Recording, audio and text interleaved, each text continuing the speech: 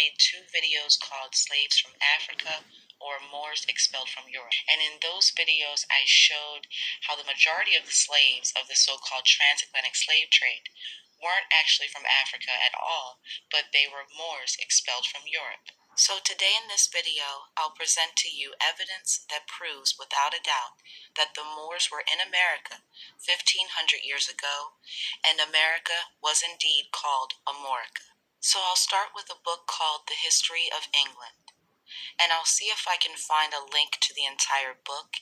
If I can, I'll leave it in the description box, because this is one of the most important documents that not only proves that America was originally called Amorica, but it also proves that the stories that we've been told about white people discovering America 500 years ago are all a lie. Because the evidence that I present in this video will prove that white people were trying to invade America 1,000 years before they claimed to have discovered it.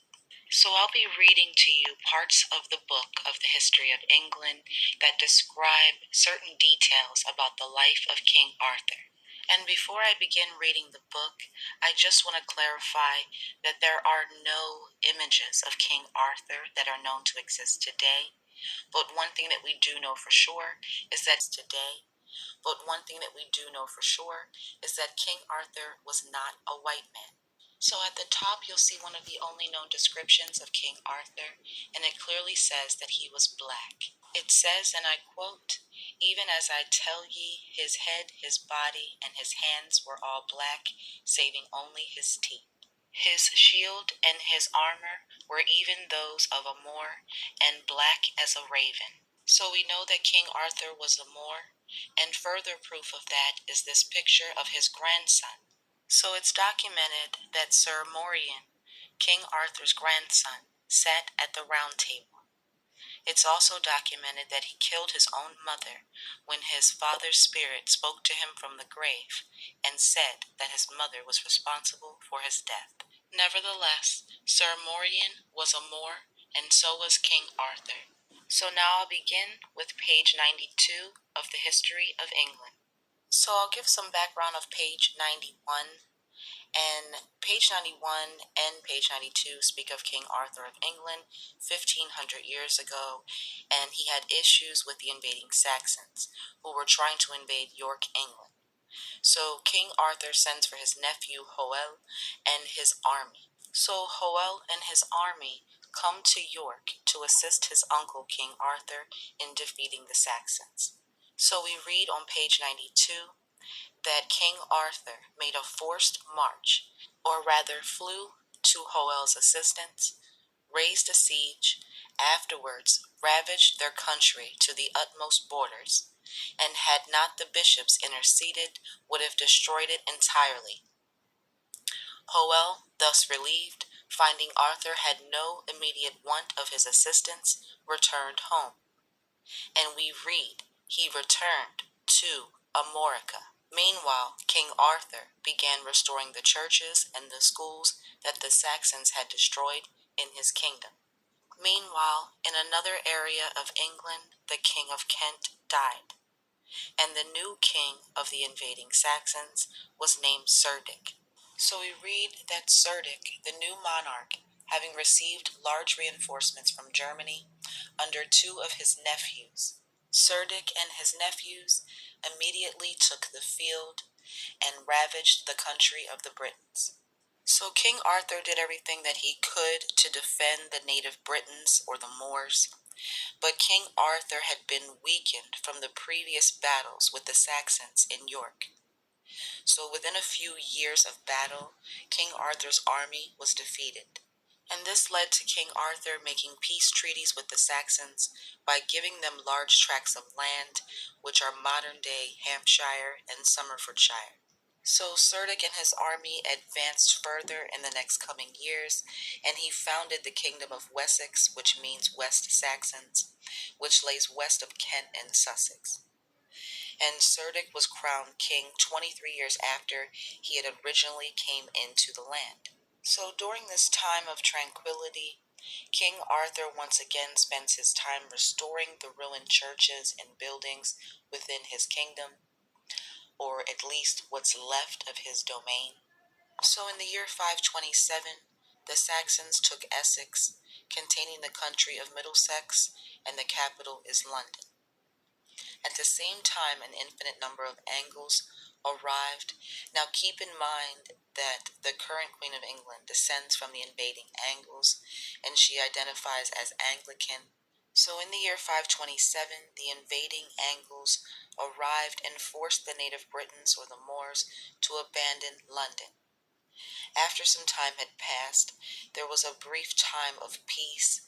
The Saxons were momentarily content with the territory that they had taken from King Arthur.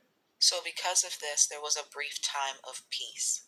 So we read, Hoel, king of Amorica, during the continuance of peace in Britain, sent for his uncle Arthur for assistance against a rebellion in Amorica, a man named Frillin. Now Frillin was King Arthur's enemy. Frillin was a Visigoth from Germany, and the Visigoths were the same white people from Germany who had previously invaded Rome. And we see here that in the year 527, or 1500 years ago, the Visigoth Frillin was trying to invade Amorica and usurp the kingdom of Amorica from Hoel, King Arthur's nephew. And we read that King Arthur went to Amorica in person and slew Frillin with his own hand, putting an end to the rebellion in Amorica. But while King Arthur was in Amorica helping his nephew, his absence contributed not only to the establishment of the Angles, but Cerdic, king of the Saxons, took advantage of Arthur's absence, and he broke the treaties that he made with Arthur. So when Arthur returned home from Amorica, his kingdom was in disarray once again, and he was forced to make new peace treaties with Cerdic. But later that year, the Visigoths once again invaded Amorica in the year 528, for the second time that year. So King Arthur once again left and came to the assistance of his nephew, King Hoel, in Amorica. But this time, before King Arthur went to Amorica, he left a region in the care of his kingdom. So King Arthur left what was left of his kingdom, known as the Isles of Wight, in the care of his nephew, Modred. He also left his queen in the care of his nephew, Modred, while he once again goes to Amorica to fight with his nephew, Hoel. But once again, Cerdic, the Saxon king, was happy to have a fresh opportunity to invade more of King Arthur's territory while he was away fighting in Amorica. This time, Cerdic invaded the Isles of Wight and barbarically massacred the inhabitants. But the worst was yet to come for King Arthur. While Cerdic was invading the Isles of Wight, his nephew, Modred, that he left in charge of the Isles of Wight, had raped King Arthur's wife and then publicly married her and usurped the throne of King Arthur. So King Arthur was not only betrayed by Cerdic once again while he was away, but this time he was also betrayed by his own nephew, Modred. So Modred was fearful of his uncle King Arthur's return, so he made an alliance with Cerdic. Modred gave Cerdic part of the Isles of Wight in exchange for his military alliance. And Modred unjustly gave Cerdic Cornwall, Berkshire, Wiltshire, Devonshire, and Dorsetshire. And it says that the native people, or the rightful sovereigns, were filled with grief and resentment, but none of them dared to publicly oppose what had just happened. And with King Arthur in Amorica, the people were helpless. So on page 94, we read that Cerdic begins bringing over great numbers of Saxons and Jutes.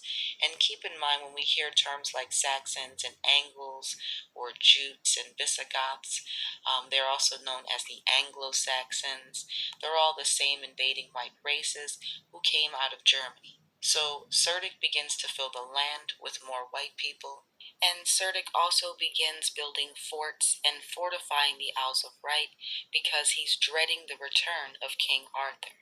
And on page 95 we read, Cerdic strengthened his forces to be able to make head against him when he should come back from Amorica. But he never lived to see the day King Arthur returned because he died in the middle of his preparations for war in the year 534. 16 years after his coronation, and 39 years after his arrival on the island.